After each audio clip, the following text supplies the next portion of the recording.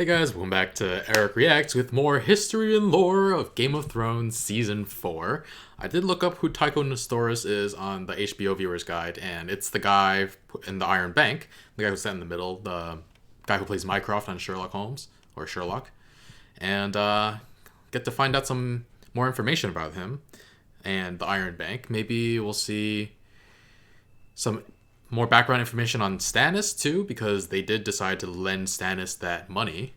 And that probably means that they have decided to move against King's Landing, but maybe not too strongly yet.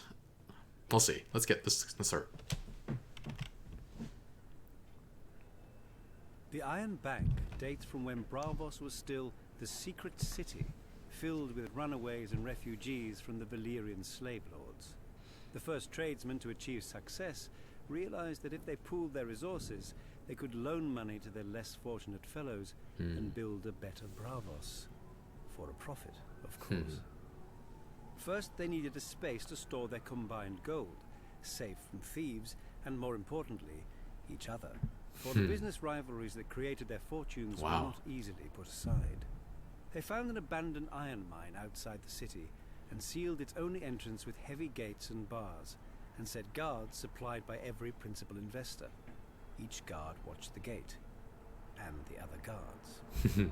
Over time, this distrust vanished as the investors gave up their other businesses and poured their energies into the new endeavor, called the Iron Bank, after the mine. We've since moved to more spacious quarters, but we still keep our first vault, not merely to remind us of our roots, but because we did not become the world's greatest repository of wealth by wasting assets, no matter how minor. If you're an aspiring merchant, you come to us to buy ships and goods. If you're an aspiring shopkeeper, you come to us to buy your shop. Whatever you need in this world, we are the conduit. Even a throne can be yours if you're an aspiring king, or stay yours if you're a sitting one. Just ask House Lannister of Westeros. We are not the only bank in this world. Every free city has its own, but when those banks need gold, they come to us. We lend to princes, kings, merchants, and tradesmen. If a prince or king can't pay us back, well, the world lacks for loyal men, not ambitious ones. We simply fund the rise of new princes and kings, and they tend to honor our investment. If a merchant refuses to repay us, well, the vicissitudes of trade are well known, and Braavos is full of men who are not. It One goes way down or to the ocean. the Iron Bank will have its due. But how is killing them payment? Alright. I guess the merchant pays in a sense with his life, but the Iron Bank doesn't really get anything out of it. Except for the fact that it scares other future investors into paying for sure. And now we have The Wall by Samwell Tarly. Freaking love Sam. I'm so glad he's alive still. Just saying that probably means I just doomed him. Nobody really knows how the wall was built. Yes, every child hears how, in the days of the first men, Brandon the Builder raised the wall with magic and giants and set the Night's Watch to guard it. Magic? But nobody thought to write down the story until thousands of years later. And the Septons who did it weren't much for accuracy. I mean, they have knights bumbling around thousands of years before they were knights. Sorry, bad habit.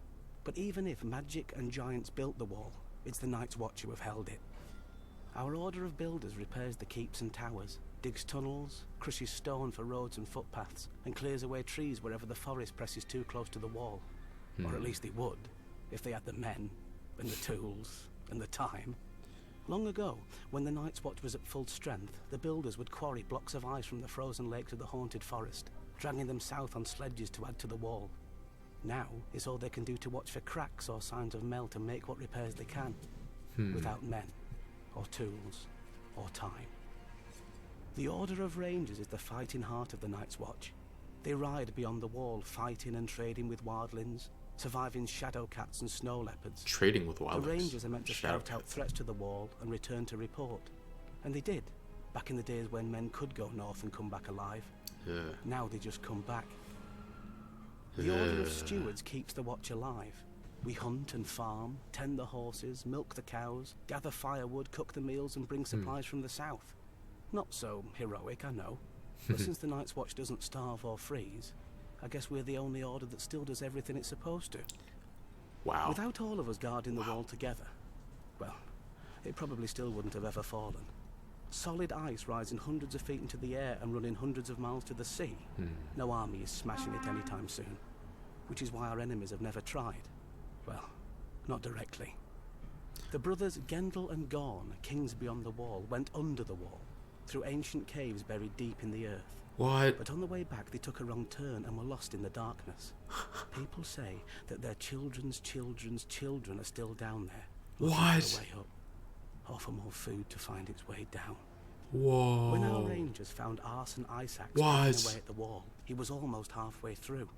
The rangers decided not to disturb him and sealed the way behind him with ice and stone and snow. Jeez. Some say if you press your ear flat to the wall, you can still hear Arson chipping away with his axe. Those are some crazy 100 stories. Years ago, another king beyond the wall, Raymond Redbeard, realized the wall's size is both its greatest strength and its greatest weakness. He waited for our patrols to pass and then sent climbers to the now unguarded stretch of the wall. When they reached the top, they dropped ropes and ladders for thousands more wildlings to clamber up.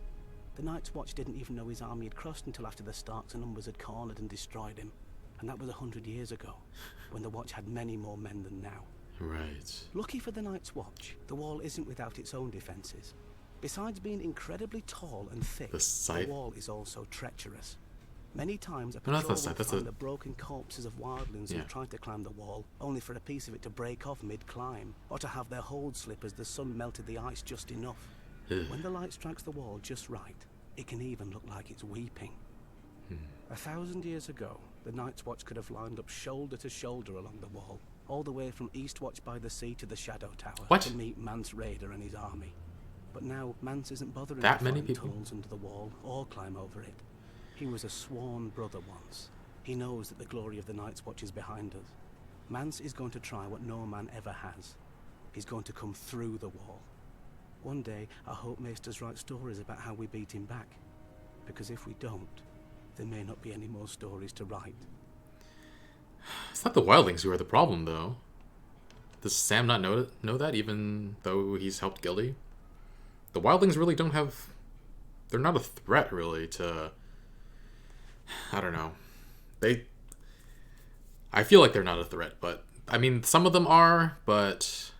The majority of them aren't. Like, the vast majority of them aren't. They're just trying to get away. But, those are some great stories about the, kings in the north. Some of them got lost in the tunnels underneath, and their children's children are still looking for a way out. That is so... Wow. That's amazing. And then the guy who was, like, chipping away, they just sealed it, and you can still hear him chipping away so many years later. That's pretty cool. Alright, the Kingsguard. I don't know why the I is capitalized in Kingsguard, but... The Kingsguard. By Jaime Lannister. Alright. All boys dream of becoming knights. The boys with talent dream of becoming Kingsguard. The boys without talent, well, I wouldn't know. Oh. I remember the day the Lord Commander wrote my name down in the White Book, the official record of the Kingsguard. At 16, the youngest member ever to join. Knighted by Sir Arthur and Sir Barristan for valor against the Kingswood brothers. Sir Arthur. I heard Sir Arthur Dane to try before. His luck against a lowly squire. He wasn't using his head, so I took it off him. Shortly afterwards, King Aerys II, who hadn't yet earned the title of the Mad King, took me into his service. If I have ever been happy, it was that day. If I've ever been For happy. centuries, the Kingsguard had been the glory of the realm. Aegon the Conqueror had established the Order as his personal guardians after uniting Westeros with fire and blood. He knew that some of his subjects wouldn't take to conquest, and his dragons were no use against knives in the dark. No doubt surrounding himself with the greatest knights in Westeros made his rule more palatable and less foreign as well. Everyone in his kingdom soon knew the names and sung the songs of the Kingsguard. I certainly did from my earliest days. Lord Commander Gerald Hightower, the White Bull. Arthur Dane, the Sword of the Morning. Barristan Stoney, the Bold. Prince Lewin Martell, Louis Oswald Martell. Went, Jonathan Derry, and, soon enough, the boy prodigy, me. Me. We protected the king and his family. We killed his enemies and led his armies. We gave him counsel when asked and kept his secrets when not. We swore to hold no lands, take no wives, and father no children, like the Night's Watch, except with a real job to do. Wow. Was I awed to see my name inscribed in the same book as my heroes? Of course not. I was 16 and brilliant. I knew it belonged there. Beside the name of Prince Aemon the Dragon Knight, who wielded the Valyrian sword Dark Sister. He died defending King Aegon the Unworthy from assassins, though the king had insulted Aemon throughout his reign and had well earned his fate, because Prince Aemon had sworn our oath. Beside the name of Sir Gawain Corbury, who dueled the Targaryen bastard Daemon Blackfyre for an hour during the Battle of the Red Grass Field, though outmatched and grievously wounded, because Sir Gawain had sworn our oath. Beside the name of Sir Duncan the Tall, who as a hedge knight broke several of Prince Aerion Targaryen's teeth while defending a Dornish woman. He later rose to Lord Commander and burned beside his king at Summerhall, because Sir Duncan had sworn our oath. And But now, you broke it. below the name of Jaime Lannister, you know how it reads. What I did, even though I had sworn our oath. That was years and a hand ago. And a When I hand ago. joined the Kingsguard, I fought beside legends in the flesh. Their kind is dust now, and the men who have taken their place, mud. Sir The Meryn bonds of Trent. blood, the fat. Sir Meryn Trent, the forgettable. Sandor Clegane, the dog who tucked tail and ran. Like mud, their names soiled the White Book, almost as much as mine. Oh, man. Poor Jamie. He doesn't deserve the flack he gets. Man. They really should find a way for him to... for someone to write down what he did for the kingdom by killing Aerys. Saved all of King's Landing. 500,000 people. I really should do that. But yeah. Heard some names of some heroes. Some of the old Kingsguard, which have all died out, essentially. Or Barristan has been let go. And now, yeah, everybody's pretty trash except for Jaime, and Jaime lost his hand, so... Is it any wonder kings are dying? Kings are dropping like flies. Alright, House Martell by... Oh no, Oberyn Martell. Alright. Unbowed, unbent, unbroken. That's our The sigil. words of House Martell. A promise to our enemies and a challenge to our lovers. Wow. Thousands of years ago, the warrior queen Nymeria crossed into Dorne from Essos, fleeing the dragon lords of Valyria. After she landed, she burned her ships, all 10,000 of them, so no cowards could slink home. What? Arya named her direwolf after Dornish that. in spirit before she ever was in flesh. She was lucky to land in Dorne, where powerful women are not locked away in septs and the beds of old men. My ancestor Mors Martell saw her and desired her, and proved that where armies fail, a tongue may succeed. Wedding his strength to hers, his spear to her son, they subdued all his rivals together. After the tradition of her people, House Martell then ruled Dorne as princes, not kings. Unless the eldest child was a daughter, for unlike the rest of Westeros, our loyalty isn't commanded by a cock. We follow a prince or a princess Martell, just the same. Nice. And we always have. Some people forget that Aegon Targaryen crowned himself lord of 6 kingdoms, not 7. When his sister marched on Dorne, she found no mighty hosts drawn up against her for her dragon to burn and her soldiers to slaughter. The sands swirled, men died, and her dragon saw nothing. The sun shone, men died, and her dragon bowed to our greater fire.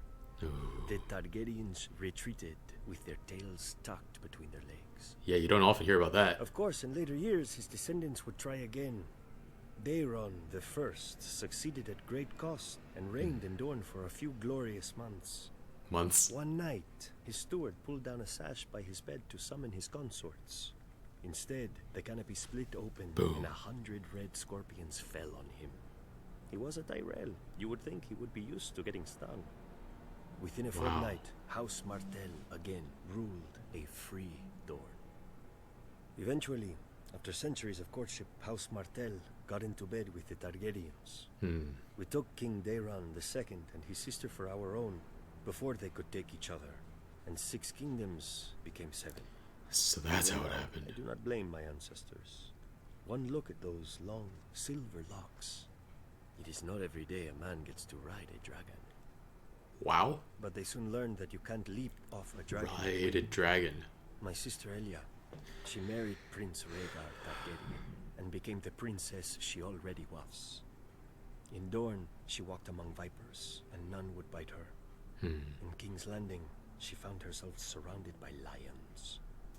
When Robert Baratheon rebelled against his rightful king, his future father-in-law, Tywin Lannister, ordered his beast, Gregor Clegane, to rape and murder my sister. You raped her! You killed her children! And men called the Lannisters heroes. Now, Lannisters sit on the Iron Throne, surrounded by the blasted swords of Aegon's broken foes. I wonder if they remember, as I do, that none of those swords are ours.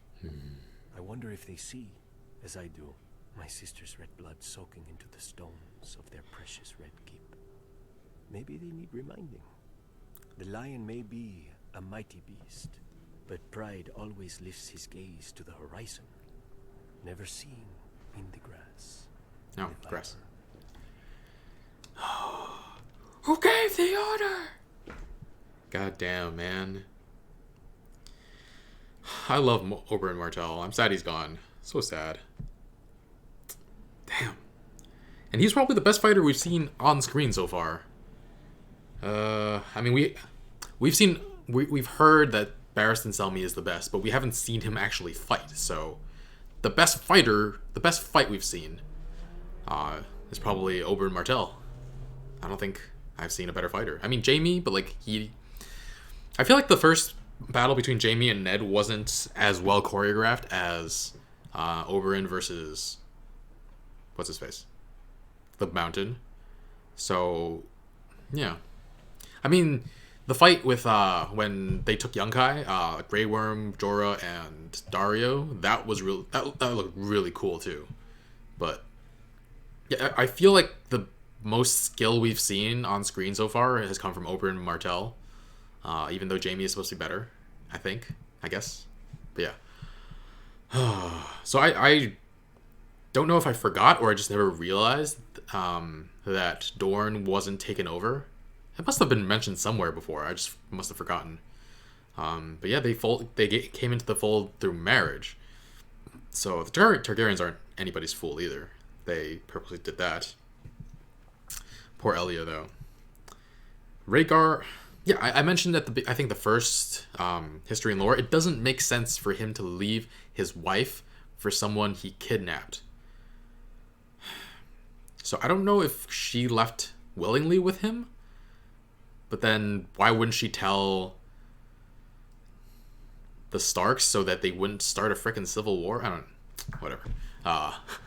Anyway, Valyrian Steel by Jorah Mormont. Is he... Oh yeah, I guess he's one to talk about it. His father owned that Longclaw, though he didn't inherit it because of his slave trading. It was given to Jon. So let's check this out.